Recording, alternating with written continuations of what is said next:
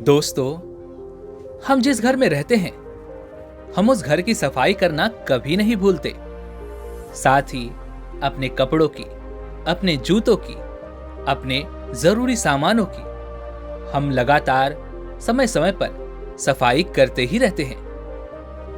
जैसे मान लीजिए कि आपके पास कोई गाड़ी है, तो आप उस गाड़ी की देखरेख या फिर यूं कहें कि उस गाड़ी की सर्विस करवाना कभी नहीं भूलते। लेकिन हम अपने शरीर की सफाई कभी नहीं कर पाते। अब आप में से अधिकांशतः लोग यह सोच रहे होंगे, अरे आप ये कैसी बातें कर रहे हैं, हम तो हर रोज नहाते हैं, तो हमारे शरीर की सफाई तो रोज ही हो जाती है, फिर आप भला ऐसा क्यों सोच रहे हैं? तो मैं आपको बता दूं कि मैं शरीर के बाहर की सफाई की बात नहीं कर रहा, बल्कि मैं शरीर के भीतर की सफाई की बात कर रहा हूं, अर्थात हमारे पेट की सफाई। क्योंकि वाघ भट्ट जी ने आयुर्वेदा में लिखा है कि 99% बीमारियां हमारे पेट से ही पैदा होती हैं, और यदि हमारा पेट ही साफ नहीं होगा तो बीमारियां तो हमें घेरेंगी ही, और हमें उन बीमारियों से होने वाले तकलीफों को, नुकसानों को तो सहना ही पड़ेगा।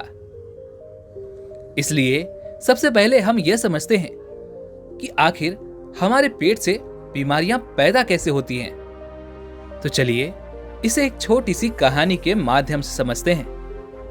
बहुत समय पहले की बात है, हिमालय की तलहटियों में एक बहुत ही प्रसिद्ध साधु रहा करते थे, जिनकी ख्याति दूर दूर तक फैली हुई थी। एक दिन की बात है, वह अपने शिष्यों को कुछ उपदेश दे रहे थे। तभी वहां पर एक अधेड़ उम्र का व्यक्ति आया, जो धीरे धीरे उन साधु के पास जा पहुंचा, जिसे देखकर ऐसा प्रतीत हो रहा था मानो कि वह व्यक्ति बहुत परेशान है और बहुत बीमार है। वह व्यक्ति धीरे धीरे उन गुरु के पास जा पहुंचा और उन्हें प्रणाम करके वह उनसे कहता है, हे गुरुवर, मैं बहुत दूर से आया हूं। मैंने आपके बारे में बहुत सुना है। मैंने सुना है कि आप लोगों को बीमारियों से मुक्त होने का रास्ता बताते हैं। मैं भी इसी उम्मीद में आपके पास आया हूं। कृपया करके मेरी भी समस्या का समाधान कीजिए। तभी वह साधु उस व्यक्ति से कहते हैं, आखिर तुम्हारी समस्या क्या है? तभी वह व्यक्ति दोनों हाथ जोड़कर उन गुरु से कहता है, हे गुरुवर, मैं बहुत परेशान रहता हूं। मैं हमेशा बीमारियों से ग्रसित रहता हूं। मैं कई प्रकार के वेदों के पास भी गया हूं, और फिर उन्होंने जो मुझे दवाइयां दी, उससे मुझे कुछ समय के लिए तो आराम रहता है, लेकिन उसके बाद मैं फिर से उन्हीं बीमारियों से ग्रसित हो जाता हूं। या फिर इसे इस तरह से भी कह सकते हैं कि उन बीमारियों के लिए जो मुझे दवाइयां मिलती थी, उन दवाइयों से मुझे केवल कुछ देर के लिए ही आराम मिलता था। वह दवाइयां कभी जड़ से मेरी उस बीमारी को खत्म कर ही नहीं पा रहे, और जैसे ही मैं वो दवाइयां छोड़ देता हूं तो फिर से मैं उन्हीं बीमारियों से परेशान हो जाता हूं। इतना ही नहीं, मेरे घर के अन्य सदस्य भी तरह तरह की बीमारियों से हमेशा परेशान रहते हैं। किसी के हाथों में दर्द है, तो किसी के पैरों में दर्द है, किसी के जोड़ों में असहनीय दर्द महसूस होता है, तो कोई डायबिटीज से परेशान है, किसी को लीवर की समस्या है, तो कोई पथरी की समस्या से परेशान है। घर के हर एक सदस्य ने तरह तरह के इलाज करवाए, लेकिन किसी को कोई लाभ नहीं मिला। और तभी मुझे एक दिन आपके बारे में पता चला, और मैंने तय किया कि मैं आपके पास जरूर आऊंगा। और यही कारण है कि आज मैं आपके पास आया हूं। मैं ये जानना चाहता हूं कि आखिर इन समस्याओं का क्या कारण है। क्या आप मुझे बता सकते हैं? क्या आप मुझे इसका कोई उपाय बता सकते हैं? तभी वह साधु बड़ी ही विनम्रता से उस व्यक्ति से कहते हैं, जिस तरह एक बीज से पेड़ बनता है, ठीक उसी प्रकार हमारे पेट में जमा गंदगी से हम इस तरह की बीमारियों से ग्रसित हो जाते हैं। ऐसी कई अनगिनत बीमारियां हमारे पेट की गंदगी से ही पैदा होती हैं। ये तो हम सभी जानते हैं कि फलों और सब्जियों को पचाने में हमें कम से कम 2 से 3 घंटे का वक्त लगता है। वहीं पर यदि हम अनाज का सेवन करते हैं तो अनाज जैसे गेहूं या फिर कोई और अनाज हो गया, उसे पचाने में हमारे शरीर को 5 से 6 घंटे तक का वक्त लग जाता है। और यदि हम बात करें मांस अथवा मछली की, तो इसे पचाने में हमारे शरीर को 15 से 20 घंटों तक का वक्त लगता है। और जो भी हम खाते जाते हैं वह कहीं ना कहीं उसका कुछ न कुछ अंश हमारे शरीर के भीतर ही रह जाता है और वह जमा होता जाता है, जिस कारण वह गंदगी का रूप ले लेता है। और फिर वही गंदगी हमारे भीतर तरह तरह की बीमारियों को जन्म देती है और फिर हमारा शरीर तरह तरह की बीमारियों से ग्रसित होने लगता है, जिस कारण हमें दवाइयों का सहारा लेना पड़ता है। लेकिन वो दवाइयां केवल हमें ऊपरी तौर पर ठीक करती हैं, अर्थात वो हमारी बीमारियों की जड़ को नहीं खत्म करती। इसी कारण वो बीमारियां बार बार लगातार हमें परेशान करती रहती हैं। इस पर वह व्यक्ति उन साधु से कहता है, हे गुरुवर, किंतु केवल हमारे पेट की जमा गंदगियों से इतनी प्रकार की बीमारियां कैसे जन्म ले लेती हैं? तभी वह साधु उस व्यक्ति से कहते हैं, मैं जो कुछ भी तुम्हें बताने जा रहा हूं, इसे बड़े ध्यान से समझना, तभी तुम समझ पाओगे कि आखिर हमारे पेट की यह गंदगी हमें किस तरह से परेशान करती है और हमें इसे किस तरह से बाहर निकालना चाहिए। आगे वह साधु उस व्यक्ति को एक उदाहरण देते हुए कहते हैं, मान लो कि तुम एक वाहन चला रहे हो। वह वाहन कभी पक्की सड़क पर चल रहा है तो कभी कच्ची सड़क पर। पक्की सड़क पर चलते वक्त उसमें कोई तकलीफ नहीं आ रही, वह जैसे कि तैसा बड़ी आसानी से चलता जा रहा है। लेकिन जब वह कच्ची सड़क पर आता है तो कच्ची सड़क पर कीचड़ है, और जैसे ही तुम्हारा वाहन उस कच्ची सड़क के उस कीचड़ से होकर गुजरता है तो उसके पहियों में वह कीचड़ फंस जाता है और तुम्हारे वाहन का पहिया भी पूरी तरह गंदा हो जाता है। लेकिन जब तुम उस कच्ची सड़क से आगे बढ़कर वापस पक्की सड़क पर आते हो तो देखते ही देखते, चलते चलते तुम्हारे वाहन का पहिया साफ हो जाता है। किंतु इसका यह अर्थ नहीं कि तुम्हारे वाहन का वह पहिया पूरी तरह से साफ हो चुका है। वह तो बल्कि तुम्हें साफ नजर आ रहा है, अर्थात कि तुम्हारे वाहन का वह पहिया जिस पर कीचड़ लगा हुआ था, लगातार चलने के कारण उस पहिए पे का कीचड़ ऊपरी तौर पर हट चुका है। किंतु यदि तुम उस वाहन के पहिए को ध्यान से देखोगे तो उस पहिए के भीतर जो नक्काशी की गई होती है, उन जगहों में वह मिट्टी जाकर फंस जाती है और वहां से नहीं निकल पाती। इसलिए हमें वह वाहन का पहिया साफ तो नजर आता है, लेकिन वह साफ होता नहीं है। किंतु यदि आप उसे पूरी तरह से साफ करना चाहते हैं तो आपको उस पर पानी की धारा छोड़नी होगी, और पानी की उसी धारा से वह मिट्टी उस वाहन के पहिए से पूरी तरह से साफ हो जाएगी। किंतु यदि उस वाहन के पहिए पर पानी की धारा नहीं छोड़ते तो वही मिट्टी सालों साल तक उस पहिए में यूं ही घुसी रह जाएगी और वह वहां से कभी निकल ही नहीं पाएगी। ठीक उसी प्रकार जब हम कोई भोजन करते हैं तो वह भोजन पहले हम अपने मुंह में डालते हैं और उसे चबाकर जब हम निगलते हैं तो वह हमारे पेट की ओर आगे बढ़ता है, और देखते ही देखते वो जब पेट में पहुंचता है तो हमारी पेट की आंत उस भोजन में से वह रस निकाल लेती है, अर्थात उसमें जो भी पोषक तत्व होते हैं वह उन्हें खींच लेती है और उसके बाद वह उन्हें छोटी छोटी आंतों तक आगे भेज देती है, जहां से वह अपने रास्ते से होकर हमारे शरीर से बाहर निकल जाते हैं। किंतु यहां पर हर प्रकार के भोजन को पचाने के लिए अलग अलग समय लगता है। यह तो हमने पहले ही आपको बताया था। तो अब यहां पर समझने वाली बात यह है कि मान लीजिए आपने कोई भोजन ग्रहण किया है और अब तक वह भोजन पूरी तरह से पचा नहीं है, अर्थात हमारी आंतों ने उसमें से वो जरूरी पोषक तत्व अब तक पूरी तरह से नहीं निकाले हैं, लेकिन उसी बीच आपने कुछ और भोजन भी ग्रहण कर लिया, तो उस भोजन को भी तो उसी मार्ग से होकर गुजरना है। और जो भोजन हमने पहले से ग्रहण किया है वह पूरी तरह से पच नहीं पाएगा और उस पर दबाव बनेगा, ताकि जो भोजन हमने अभी अभी खाया है वह भोजन हमारे पेटों में आ सके और जो पहले हमने भोजन किया था वह भोजन हमारे पेट से बाहर की ओर निकल सके। किंतु आगे तो पूरा भोजन पड़ा हुआ है और अब तक वह भोजन पचा ही नहीं। लेकिन जो भोजन हमने अभी अभी खाया है वह उस पुराने भोजन को धक्का मारेगा और वह बिना पूरा पचे हुए आगे की ओर निकल जाएगा।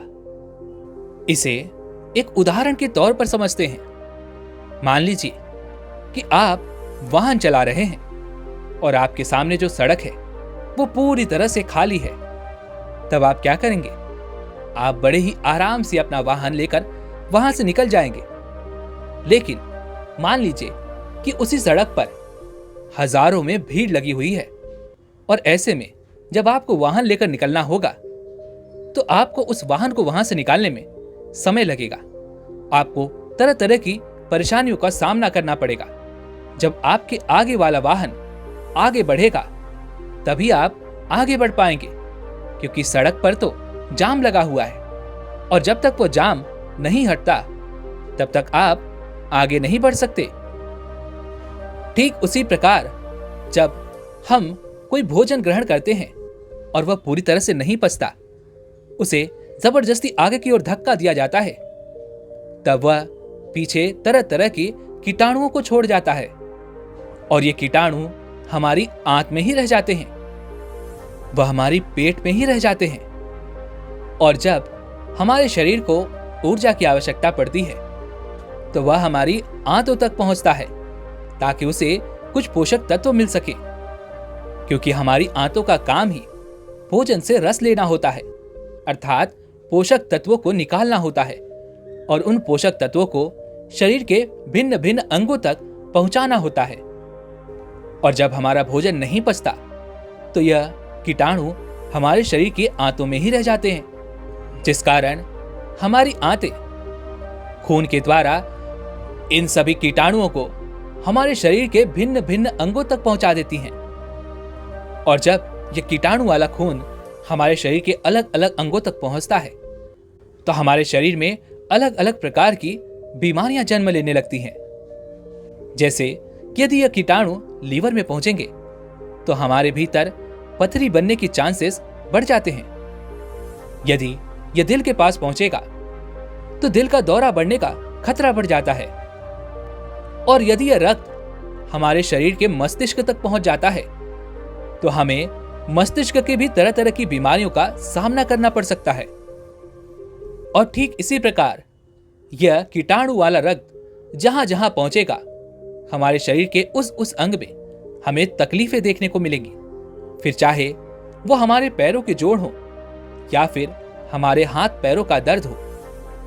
और यही कारण है कि हमें समय समय पर अपने पेट की सफाई करते रहनी चाहिए ताकि हमारी आंतों में कीटाणु जमा ना होने पाए और वह आसानी से किसी भी भोजन को पचा सके। तभी आगे वह व्यक्ति उन साधु से कहता है, हे गुरुवर, मैं यह तो समझ गया कि आखिर इन बीमारियों का क्या कारण है, लेकिन आप अब मुझे यह बताइए कि आखिर मैं अपने पेट की सफाई किस प्रकार कर सकता हूं। तभी वह साधु मुस्कुराने लगे और इस युवक से कहते हैं, बेटा, तुम अपने घर की सफाई के लिए क्या करते हो? इस पर वह युवक जवाब देते हुए कहता है, हे गुरुवर, जब मुझे घर की सफाई करनी होती है तो मैं ज्यादातर सामान घर से बाहर निकाल देता हूं और उसके बाद आराम से उस घर को साफ करता हूं ताकि घर के किसी भी कोने में कोई कचरा ना छूट जाए। तभी आगे वह साधु उस व्यक्ति से कहते हैं, ठीक इसी प्रकार हमें अपने पेट की भी सफाई करनी होगी, क्योंकि यदि तुम चाहते हो कि तुम्हारे शरीर से तरह तरह की बीमारियां निकल जाएं, तो तुम्हें सबसे पहले अपने पेट को साफ करना होगा, जहां से पूरे शरीर में कीटाणुओं का चलन हो पा रहा है। और इसका सबसे अच्छा तरीका है कि आप व्रत करें। व्रत करते दौरान आपका पेट खाली होगा और जब पेट खाली होगा तभी तो आप अपने पेट की सफाई कर पाएंगे। लेकिन यह व्रत करना बहुत लोगों के लिए मुश्किल हो जाता है। बहुत लोगों के लिए यह बहुत कठिन कार्य है। यदि आपको यह बहुत कठिन लगता है तो आप एक हफ्ते में एक बार या फिर चाहें तो महीने में एक बार, लेकिन एक बार जरूर ही व्रत रखें, जिससे आपके पेट की सफाई हो सकेगी। और जिस दिन भी आप व्रत रखें उस दौरान आप फलों का सेवन करें और पानी पिएं। किंतु जिन लोगों को यह भी कठिन लगता है कि वह केवल फल पर नहीं रह सकते और उन्हें भूख लगेगी, तो आप चाहें तो आप हल्का खाना ले सकते हैं, जैसे कि खिचड़ी खा सकते हैं।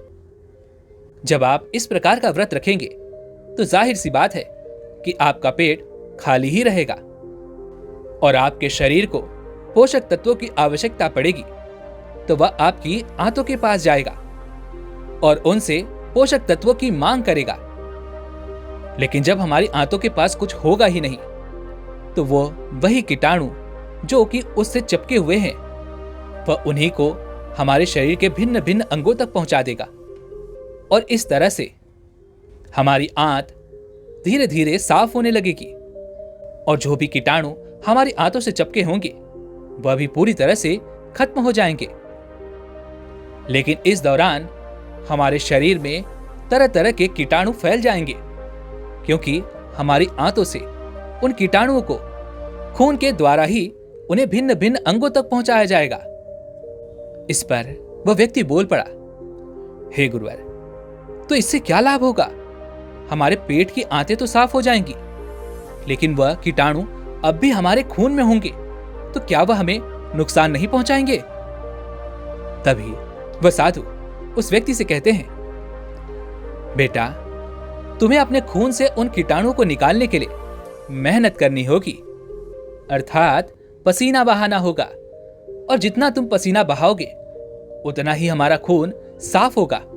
हमारे खून से उन कीटाणुओं की, उन विषाणुओं की संख्या कम होने लगेगी और वह पसीने के द्वारा हमारे शरीर के उन छोटे छोटे छिद्रों के द्वारा बाहर निकल आएंगे और देखते ही देखते हमारा खून भी पूरी तरह से साफ हो जाएगा। इस प्रकार हमारी आंत और हमारा शरीर धीरे धीरे पूरी तरह से साफ हो जाएगा।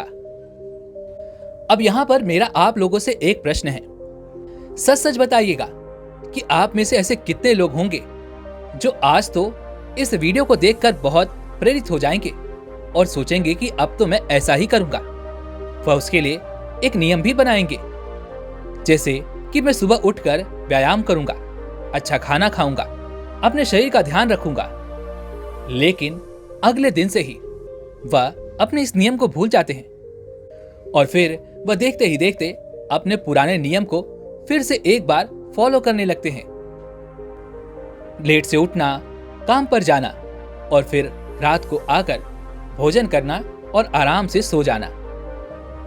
सच कहूं तो इसमें आपकी कोई गलती नहीं है, क्योंकि आजकल की इस भागदौड़ की जिंदगी में हर कोई इसी प्रकार जी रहा है। हम में से अधिकांश लोग तो अपने परिवार के लिए रातों को भी काम पर जाते होंगे। इसी कारणवश हम जो नियम बनाते हैं उस नियम को हम लागू नहीं कर पाते, और जब हम कोई नियम बनाकर लागू नहीं कर पाते तो भीतर ही भीतर हमारे मन में एक तकलीफ पैदा होती है। हम धीरे धीरे दुखी रहने लगते हैं, हम निराश होने लगते हैं। हमें लगता है कि सारी गलती हमारी ही है। हमने नियम तो बनाया लेकिन उस नियम को अपने जीवन में लागू नहीं किया। तो दोस्तों, आज मैं इसका भी विकल्प आपको देने वाला हूं। अगर आप जरा ध्यान से सोचेंगे, समझेंगे, दिमाग लगाएंगे, तो आपको तरह तरह के तरीके मिल ही जाएंगे जिससे आप अपने इसी समय में अपना ध्यान रख सकते हैं, अपने शरीर का ध्यान रख सकते हैं। जापान शहर के लोग अक्सर अपने कामों में व्यस्त रहते हैं और उनके पास भी अपने लिए कोई भी समय नहीं होता। वह चाहकर भी अपने लिए समय निकाल ही नहीं पाते। वह भी हर रोज व्यायाम करना चाहते हैं, लेकिन उनके पास इतना समय नहीं कि वह व्यायाम कर सके। इसलिए उन्होंने एक छोटी सी तरकीब निकाली है। वे लोग हमेशा अपने पास एक साइकिल रखते हैं। जैसे कि मान लीजिए उन्हें कहीं जाना है जो बहुत ज्यादा दूर नहीं है, या फिर उन्हें बस घूमने का मन कर रहा है, तो वह अपनी साइकिल का इस्तेमाल करते हैं। क्योंकि साइकिल का इस्तेमाल करने से हमारे शरीर का व्यायाम भी हो जाता है और साथ ही हमारे शरीर से पसीना भी निकलता है। इसलिए वहां के लोग हमेशा छोटी दूरी तय करने के लिए साइकिल का ही इस्तेमाल करते हैं। इससे पर्यावरण पर भी एक बहुत अच्छा असर पड़ता है। ना तो पर्यावरण दूषित होता है और साथ ही उनका व्यायाम भी हो जाता है, उनके शरीर से पसीना भी निकल जाता है, जिससे उनका शरीर शुद्ध होने लगता है। अब आप में से कई लोग यह सोच रहे होंगे कि हमारे पास तो साइकिल है ही नहीं, फिर भला हम ये व्यायाम कैसे कर सकते हैं? तो आपको केवल पसीना निकालना है। अब इसके लिए आप अपने लिए तरकीब निकाल सकते हैं। यदि आप साइकिल नहीं चलाना चाहते तो ठीक है, आप चाहें तो डांस कर सकते हैं, आप चाहें तो कोई भी ऐसा काम कर सकते हैं जिसमें आपको मजा भी आए और आपके शरीर से पसीना भी निकले। आजकल आप लोगों ने देखा होगा कि फसलों को तैयार करने के लिए उन पर तरह तरह की दवाइयों का छिड़काव किया जाता है ताकि वह फसलें जल्दी से जल्दी तैयार हो सकें और वह लोगों तक पहुंचाई जा सकें। लेकिन जब हम वह फसलें खाते हैं तो वह पेस्टिसाइड्स अर्थात वह दवाइयां हमारे भीतर भी प्रवेश कर जाती हैं, जिससे हमारे भीतर तरह तरह के कीटाणु पैदा होते हैं और हम तरह तरह की बीमारियों से ग्रसित हो जाते हैं। किंतु इस प्रकार के फसलों का सेवन करने से हमारे भीतर जो सबसे बड़ी बीमारी पैदा होती है वह है कब्ज। आपने यह तो कभी न कभी महसूस किया ही होगा कि जब आप सुबह बाथरूम जाते होंगे तो अधिकांशतः आपका पेट साफ नहीं हो पाता, जिस कारण आप दिन भर परेशान रहते हैं, आप दिन भर चिंतित रहते हैं, आपके भीतर तनाव पैदा होने लगता है और आपको कुछ भी अच्छा नहीं लगता। ना तो कुछ खाने का मन करता है और ना ही आपको भूख लगती है। तो ऐसे लोगों के लिए त्रिफला चूर्ण बहुत ही कारगर और असरदार औषधि मानी जाती है, क्योंकि यह 3 फलों से मिलकर बना होता है, जहां पर आपको आंवला और हरण ये 2 मेन कंपोनेंट मिलते हैं। आंवला में विटामिन सी होता है और साथ ही इसमें फाइबर भी भरपूर मात्रा में होता है, और वहीं पर हरण एक बहुत अच्छा एंटीबैक्टीरियल माना जाता है। इसलिए यदि आप चाहें तो एक छोटी चम्मच हल्के गुनगुने पानी में आप त्रिफला चूर्ण मिलाकर पी सकते हैं और उसके बाद आप देखेंगे कि आपका पेट बहुत अच्छी तरह से साफ होगा और आपका खाना भी बहुत अच्छे से पच जाएगा। और यदि आप चाहें तो हर रोज आप सुबह हल्का सा नींबू पानी ले सकते हैं, उससे भी आपको बहुत लाभ होंगे। वैसे जो लोग बहुत शराब पीते हैं उनके शरीर में एसिडिटी का निर्माण होने लगता है और वे लोग बहुत परेशान हो जाते हैं, तो वे लोग भी त्रिफला चूर्ण का सेवन कर सकते हैं। किंतु यदि आप पहले से ही कोई दवाइयां ले रहे हैं तो आप पहले अपने डॉक्टर से इसके लिए सलाह जरूर लें। तभी आगे वो साधु उस व्यक्ति से कहते हैं, यदि तुम अपने शरीर को पूरी तरह से साफ करना चाहते हो तो इसका एक और उपाय है, और वह यह है कि तुम खाने से पहले फलों और सलादों का सेवन करो और इसे भरपूर मात्रा में खाओ, क्योंकि फलों और सलादों में रेशा बहुत अधिक मात्रा में पाया जाता है अर्थात फाइबर, जो हमारे शरीर में जाकर स्नेहन पैदा करता है अर्थात लुब्रिकेशन, जिसकी वजह से जब भी हम कोई भोजन करते हैं तो वह भोजन कहीं पर अटकता नहीं, पर सीधे नीचे की ओर चला जाता है और अच्छी तरह से पच जाता है।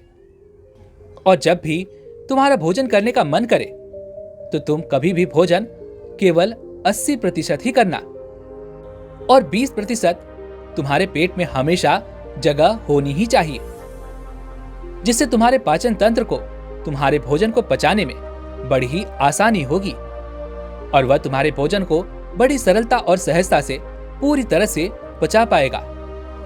इतना कहकर वह साधु उस व्यक्ति से कहते हैं, मैंने जो भी विधियां तुम्हें बताई हैं, ये विधियां कुछ कठिन हैं तो कुछ आसान हैं, लेकिन जो भी विधि तुम्हें आसान लगे तुम उसका इस्तेमाल कर सकते हो और अपने सुविधा के अनुसार तुम इनका पालन कर सकते हो।